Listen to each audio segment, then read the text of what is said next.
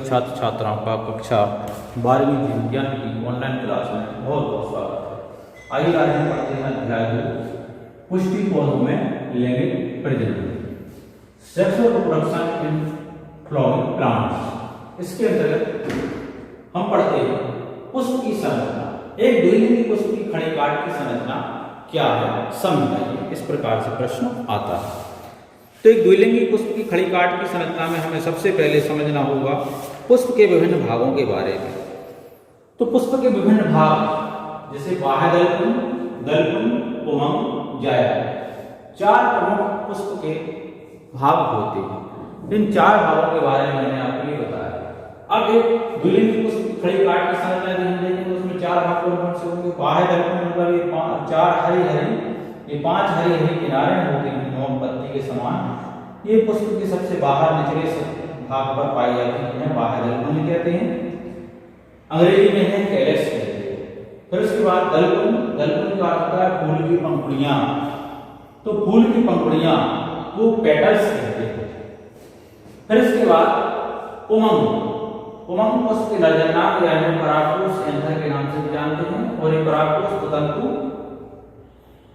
के द्वारा योजी वाले भाग से जुड़े हुए पाए जाते हैं। फिर उसके बाद चौथा भाग होता है उसका मादा जनन वाला भाग। इसके 3 भाग होते हैं, वर्तिका अंडाशय। वर्तिका को स्टिग्मा, वर्तिका को स्टाइल, अंडाशय को ओवरी कहा जाता है। तो ये पुष्प की खड़ी काट की संरचना मैंने आपके लिए समझाई। मादा जनन वाला भाग पुष्प का वर्तिका, एक ट्यूब के समान संरचना होती है वर्तिका। इसमें से परागकण यहां से होता हुआ अंडाशय के अंदर पहुंचता है। वहां पर पुष्प का मादा जनन कोशिका के साथ नर जनन कोशिका क्रॉस करती है, जिसके फलस्वरूप यहां पर ह्यूमरल जाइगोट का निर्माण होता है। तो ये द्विलिंगी पुष्प की संरचना बनी हुई दिखाई। आइए आगे चलते हैं उसके नर जनन के बारे में समझते हैं कि परागकोश की संरचना या पुंमंग की संरचना कैसी होती है। तो अगली स्थिति में यहाँ पर पुंमंग बना हुआ दिखाई दे रहा। परागकोश से पुंमंग एंडोसियम कहते हैं। इसको यदि हम आड़े में काट के देखें तो इसमें किस प्रकार की कोशिकाएं देखने को मिलेंगी वो यहाँ पर दिखाई दे रही है। तो इसे लघु वीराणुधानी के नाम से भी जानते हैं। तो लघु वीराणुधानी क्या है? यहाँ पर अंदर की ओर इस प्रकार से 4 कोशिकाएं दिखाई देंगी आपके लिए। ये गोल गोल स्पॉट बने हुए दिखाई दे रहे हैं, 4 ही लघु वीराणुधानी। इन्हें माइक्रोस्पोरेंजियम के नाम से भी जाना जाता है। तो लघु वीराणुधानी की यदि हम एक कोशिका की संरचना देखें इसकी तो इस प्रकार से दिखाई देती है, गोलाकार। तो इसके अंदर बीचों बीच एक गोलाकार भाग होता है। लघु वीराणु मात्र कोशिका कहलाती है। बीच वाला भाग मात्र कोशिका, लघु वीराणु की मात्र कोशिका। इस लघु वीराणु मात्र कोशिका में अर्धसूत्री विभाजन के फलस्वरूप अर्धसूत्री विभाजन में 2 कोशिकाएं विकसित होती हैं। ये 2 कोशिकाएं बनी। इस कोशिका को प्राथमिक भित्ति कोशिका कहा जाता है और दूसरी कोशिका को प्राथमिक कुंभीजाणु कोशिका कहते हैं। तो प्राथमिक भित्ति कोशिका आगे 2 भागों में विभाजित हो जाती है। 2 भाग विभाजित हो गई। अब इसमें आगे समसूत्री विभाजन होता है। तो प्रत्येक कोशिका से 2-2 कोशिकाएं आगे विभाजित होती जाएंगी। तो इनसे आगे विभाजन होता है, लेकिन प्राथमिक कुंभीजाणु कोशिका आगे विभाजित नहीं हो पाती। अब इसके चारों ओर एक टेपिटम नामक त्रिस्तरीय झिल्ली का आवरण पाया जाता है। तो बाह्य, मध्य, आंतरिक। तो बाह्य स्तरीय टेपिटम झिल्ली ये बनी, मध्य टेपिटम झिल्ली, आंतरिक टेपिटम झिल्ली ये बनी हुई पाई जा रही है। तो आंतरिक टेपिटम झिल्ली क्या काम करती है? ये बनने वाले टेपिटम विकसित होने वाले परागकणों को पोषण प्रदान करने का काम करती है, जिसके माध्यम से परागकण विकसित हो जाते हैं। परागकोश के अंदर परागकण जब फटता है, अंदर से दबाव पड़ता है तो परागकोश फटता है, परागकण फटते हैं, पुष्प के मादा जनन वाले भाग पर वर्तिका पर जाकर चिपकते हैं, वहां परागकण करवाते हैं। इसमें अधोस्तरीय कोशिका हाइपोडर्मल सेल्स पाई जाती है। पर पशु कोशिका बड़ी कोशिका के नाम से जानी जाती है। तो ये बड़ी कोशिका के नाम से जानी जाती है। इसका अक्सर आगे अर्धसूत्री विभाजन होता है, फिर समसूत्री विभाजन होता है। तो इस प्रकार से एक उमंग की आंतरिक संरचना किस प्रकार की होती है समझाइए। तो मैंने आज आपके लिए इस क्लास में दो चीजें विशेष रूप से समझाई हैं, पुष्प की खड़ी काट की संरचना और उमंग की आंतरिक संरचना। पढ़ते तो बीजांड या बीजांड क्या है? बीजांड एक क्वेश्चन मार्क के आकार की संरचना के रूप में हमें यहाँ पर दिखाई दे रहा है। इसमें एक आउटर इंटीग्यूमेंट और एक इनर इंटीग्यूमेंट पाया जाता है। आंतरिक बाह्य भित्ति, आंतरिक भित्ति और एक गोलाकार ओवल शेप संरचना है। इसमें एक नीचे की ओर लंबा एक ग्रंथ या फेनल होती है। फेनल के अंदर एक वेस्कुलर स्टैंड होता है जो ग्रंथ के अंदर दृढ़ता प्रदान करने का काम करता है। इस ग्रंथ को साधने या जोड़े रखने का काम करता है हाइलम। इसके अंदर ऊपर की ओर देखें तो यहाँ पर एक खाली स्थान पाया जाता है, इसे चिलेजा कहा जाता है। चिलेजा के थोड़े नीचे की ओर देखें तो एक और खाली स्थान मिलता है, वहां उसे रेफिन कहा जाता है। इसके बाद यहाँ पर देखें तो ये ओवल शेप संरचना बनती है। संरचना के ऊपर की ओर का भाग होता है न्यूसेलस और इसके अंदर एक एम्ब्रियोसेक पाया जाता है। एम्ब्रियोसेक के अंदर दो पोलर न्यूक्लियर पाई जाती है। इसमें 3 कोशिकाएं ऊपर और 3 कोशिकाएं नीचे पाई जाती है एम्ब्रियोसेक में। तो बीच वाली कोशिका जो है वो कहलाती है अपर्चर्स और दाएं बाएं पाई जाने वाली सहायक कोशिकाएं एंटीपोडियल सेल्स कहलाती हैं। तो आज हमने एक बीजांड की लंबवत्कार की संरचना यहाँ पर पढ़ी। अगला टॉपिक हमारा है यहाँ पर परागण। परागण से आप क्या समझते हैं समझाइए। इस प्रकार से प्रश्न पूछा जाता है एग्जाम में कि परागण क्रिया क्या है। तो परागकोश से परागकणों का निकलकर उसी पुष्प या उसी जाति के दूसरे पुष्प के वर्तिकाग्र तक पहुंचने की क्रिया परागण कहलाती है। परागकोश से परागकणों के निकलकर वर्तिकाग्र तक पहुंचने की क्रिया परागण कहलाती है। परागण कितने प्रकार का होता है? परागण 2 प्रकार का होता है, स्वपरागण और परपरागण। स्वपरागण क्या है? स्वपरागण जब एक पुष्प के परागकण उसी पुष्प के वर्तिकाग्र या उसी पौधे के अन्य पुष्प के वर्तिकाग्र पर स्थानांतरित हो जाते हैं तो इसे स्वपरागण कहा जाता है। जैसे द्विलिंगी पुष्प है, इसी पुष्प के परागकण इसी पुष्प के वर्तिकाग्र तक पहुंच रहे हैं तो यहाँ परागण क्रिया हो रही, तो यहाँ पर इसे स्वपरागण कहा जाएगा। ठीक है। अब स्वपरागण केवल एक ही प्रकार का होता है, इसके कोई अन्य प्रकार नहीं होते, किसी और अन्य साधन से यह नहीं होता है। स्वपरागण का महत्व, लाभ व हानियां क्या है? तो स्वपरागण का हम लाभ व हानियों के बारे में आपको जानकारी देते हैं। तो स्वपरागण से इसके द्वारा किसी जाति की शुद्धता को अनिश्चित काल तक बनाए रखा जा सकता है, सुरक्षित बनाया रखा जा सकता है। इसके द्वारा परागकण कम मात्रा में खर्च होती है, अतः पौधों को ज्यादा परागण बनाने की जरूरत नहीं पड़ती है। परागण होने की संभावना अधिक होती है। इसके लिए पुष्पों को रंगीन, सुगंधित, मकरंद युक्त होने की आवश्यकता नहीं होती, क्योंकि इसमें नर व मादा जन्म दोनों उपस्थित होते हैं। इसमें स्वपरागण निश्चित ही होगा। अब इसकी हानियां क्या हैं? तो हानियां प्रत्येक पीढ़ी के बाद संतानें कमजोर होती चली जाती हैं, नई जाति एवं किस्म के बनने की संभावना कम होती है, समय के साथ रोग प्रतिरोधक क्षमता कम हो जाती है और नए लक्षण विकसित नहीं हो पाते हैं। इसकी हानियां होती। अब आइए आगे चलते हैं, परपरागण के बारे में पढ़ते हैं। परपरागण क्या है? सबसे पहले इसकी डेफिनेशन, जब एक पुष्प के परागकण उसी जाति के किसी दूसरे पुष्प में उपस्थित पुष्प को परागित करते हैं तो उसे परपरागण कहते हैं। परपरागण को परनिषेचन भी कहा जाता है। तो अब इसके कारक क्या है? कारक मतलब कैसे? जैविक कारक और अजैविक कारक।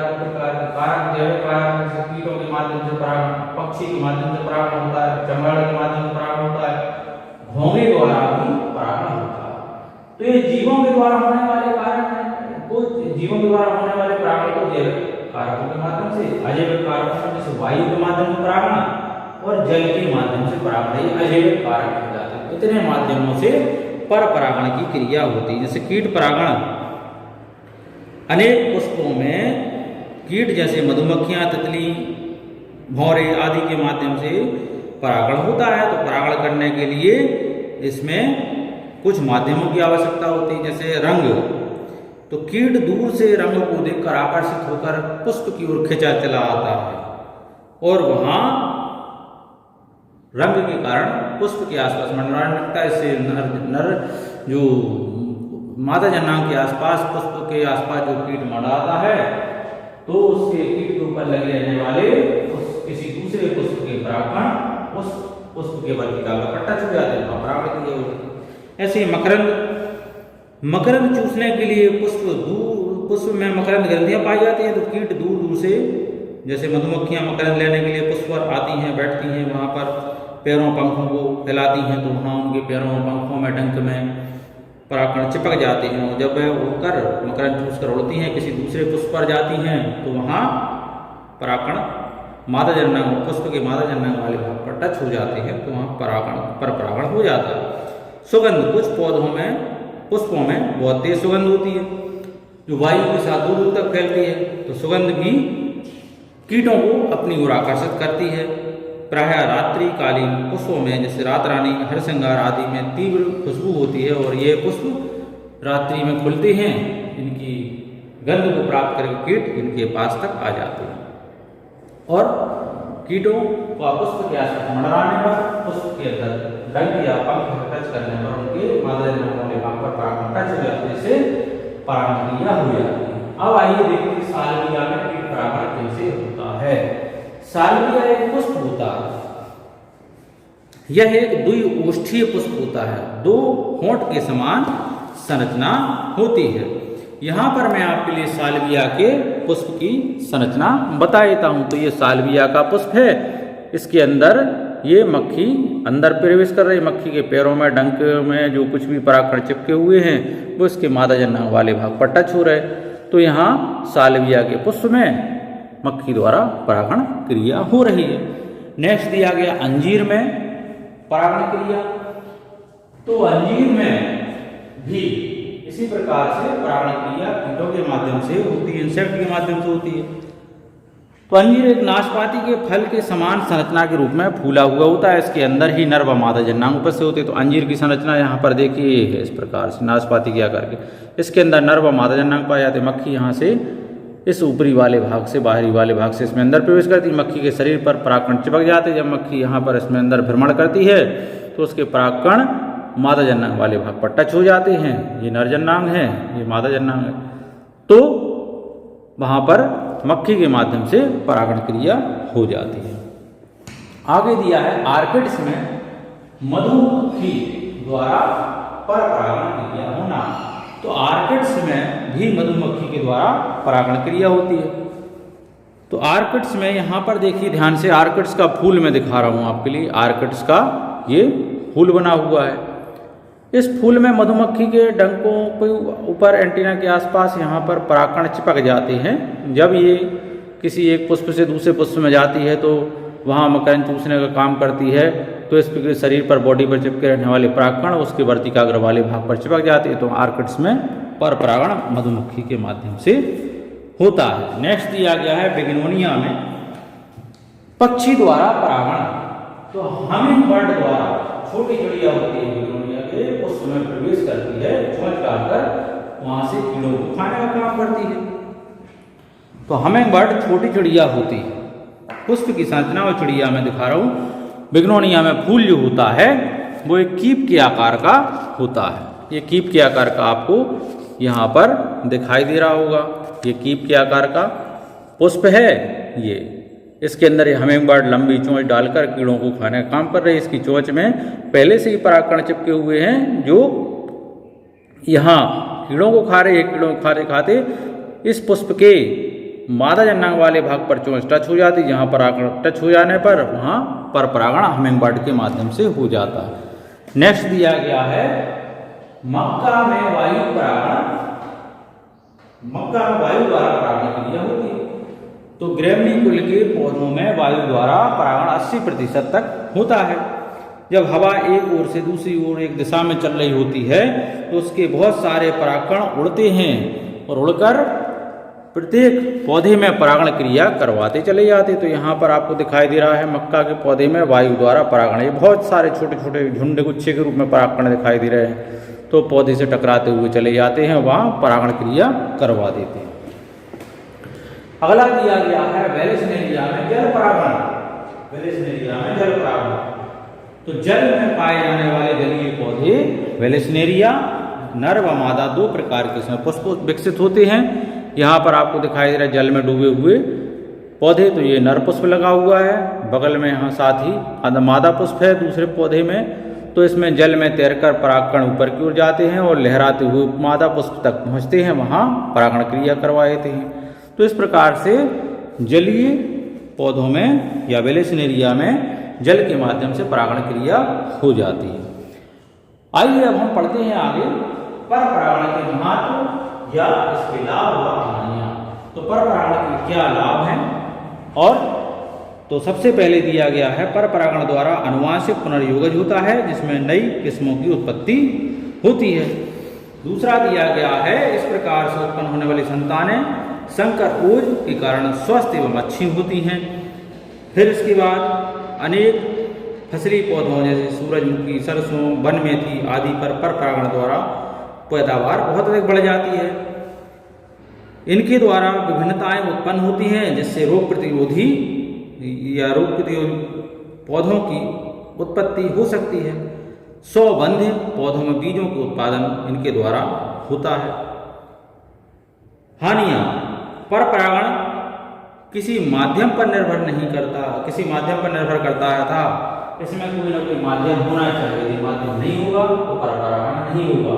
माध्यम भी हो सकता है, भूमि भी हो सकती है, वायु हो सकती है, जल भी हो सकता है, तो इन माध्यमों से पर परागण होता है। यदि माध्यम नहीं है तो पर परागण की संभावना कम रहती है। इसके द्वारा अधिक मात्रा में परागकण खर्च होते हैं, अधिक मात्रा में परागण बनाना पड़ते हैं, अधिक मात्रा में परागकण उत्पन्न होते हैं। इसके द्वारा अवांछनीय लक्षण आ सकते हैं अथवा अच्छे लक्षणों की हानि भी हो सकती है। तो आज की क्लास में इतना ही। इस क्लास से जुड़ने के लिए सभी छात्र छात्राओं का बहुत बहुत धन्यवाद। नमस्कार।